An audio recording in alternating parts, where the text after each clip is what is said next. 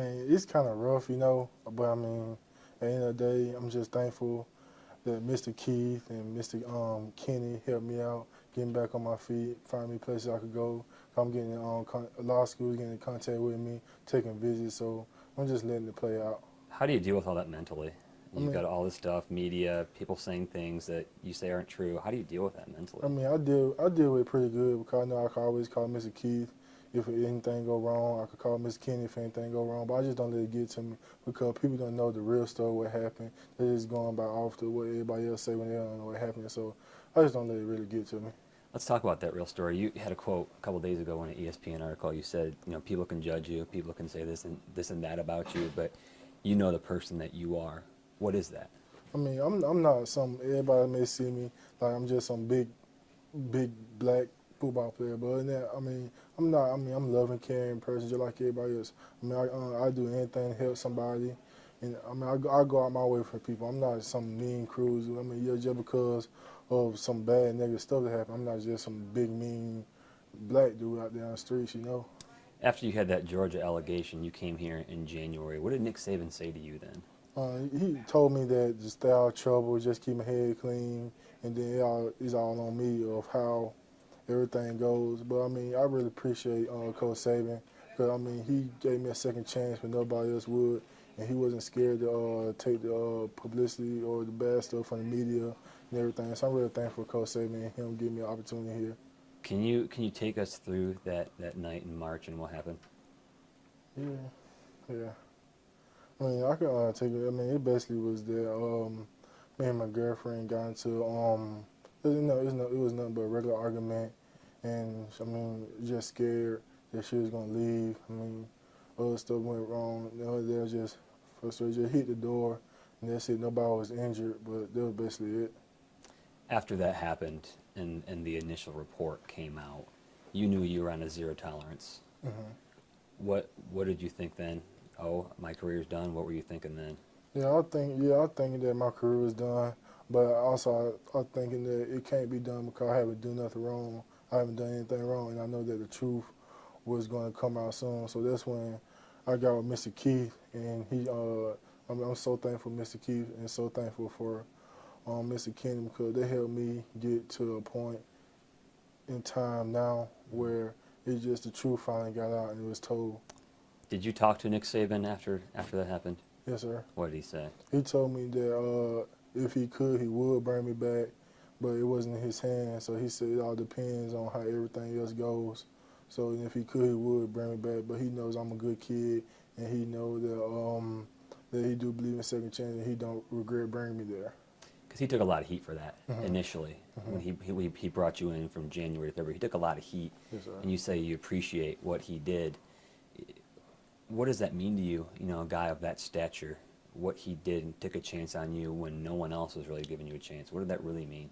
I mean, it meant a lot for me. It meant everything because I know a lot of schools care about their image and what everybody had to say. But Coach Saban, he didn't care about that. He cared more about the players. Hmm. He don't care about us. So he care about the players. He helping. Because at the end of the day, his main goal is helping to become a better young man. And if you do that, I mean, everything, all his other goals follow. So I'm very thankful for that. He had a quote at media days. You know Hmm. what it was that you didn't get due process. Hmm. How did that make you feel? It made me feel really great coming from one of the best college football coaches in the country. Because I mean, Coach Saban said, I mean, it means a lot. Then that's also another thing too.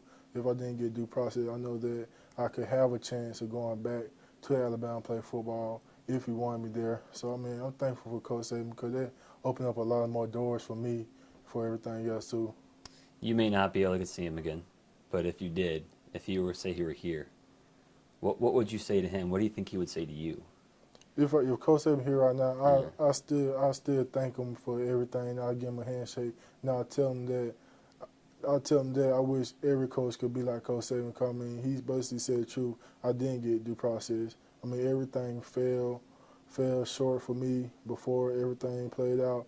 But at the end of the day, now everybody know I didn't get due process. So I'm just thankful that he acknowledged it. My lawyer, Mr. Keith, acknowledged it, and everybody else get acknowledged it. Do you feel in a way, whether the verdict goes one way or another, do you feel maybe the players kind of got cheated out of, something here too. What would you say to the players? Yeah, I feel like the players get cheated out something too because all this time, I mean, you can't go work out, you can't see your friends, you can't stay in the best shape you want to be, the football shape you want to be. Well, I mean, and in the end, you lose like the momentum, the football momentum of just the grind you have every morning for practice and everything. Because if as a player you have a schedule, a strict schedule. I mean, you want to be ready to go. But I memean, as you can tell, I'm always ready to go. But I mean, as a player, you just lose a little bit because you have to waste a little time to get back where you were because you have to get down. You have to think about what schools you want to go to. While you think about what schools and college you want to go to, you have to keep your weight. You got to keep your weight right. You got to stay lifted and shaping and everything like that. Did you feel in any kind of way you let the other players down on the team? Yeah, I feel like I kind of let them down. Cause I know, I mean, as I walked in, we didn't have that many players in there. And then when the situation happened, I feel like I let them down. And I felt disappointed in myself that I let them down because I came there to help them win another title, hopefully. So, Looking back on this whole situation, if your verdict has come out the way you want it to, other people have made mistakes, but what mistakes have you made? I mean, I made a lot of mistakes, I mean, everybody made mistakes. That's how I see it. It's just how you learn and grow from your mistakes. You just can't keep repeating and doing the same stuff as you do. Like Mr. Keith and Mr. King tell all the time, you just can't go doing all the same thing and expect it for it to get better. You gotta look at it from different angles and approach it different ways. The NFL's cracking down on domestic abuse, whether it's a case where someone's guilty or someone's not. They're still cracking down on it. And you're in the situation now. What kind of advice would you give to other players who could potentially be in any kind of situation remotely close to that? Like, would you have any advice for that? Yeah, I basically say if it ever come down to it, just leave, just leave, just walk out of the room because anything could happen.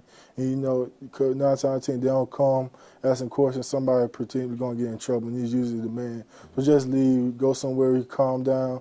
Then if she want to talk. If she don't want to talk, just leave and go stay at a friend's house or something. Don't even put yourself in a situation because at the end of the day you're gonna lose it for a little bit. But I promise you, if you have faith and you're the right people in your corner, you'll get it right back. What's next for you? Do you think you have a chance to stay D1? Is that too soon to tell? What do you think about that? Right now, I mean, it's too soon to tell right now. But I do have a lot of schools calling, hopefully to gain more, and just thankful. Not just thankful that the NCAA have rules for players like me to help them get back in a good school. Do you can you say any conferences, any names? No, I don't know. No. Oh, you can't say it. Okay. David, you got anything else? You answered everything just about I've written down. Okay. My question to you is maybe talk about your family, how they've dealt with it, how they dealt with this, knowing that you're playing, we're coming to play for the Crimson Tide. How has all this kind of weighed on them? Yeah, I mean, I could tell they weighed a lot on my mom and my family back home, but I mean, she never let it get to her. She knows that I didn't do nothing wrong because she called and asked me, just like Mr. Keith, Miss King, tell me what happened, tell me the truth, don't tell me a story. And I told them the truth, and then they're like, okay, what's the problem? I'm like, I don't know, we'll find out. So once everything went down, and mama, your mama always gonna back you up no matter what you do or where you go. So mom was always there for me, and then she said, as long as I just have faith and have the right people in my corner and just keep winning everything out, everything gonna go fine.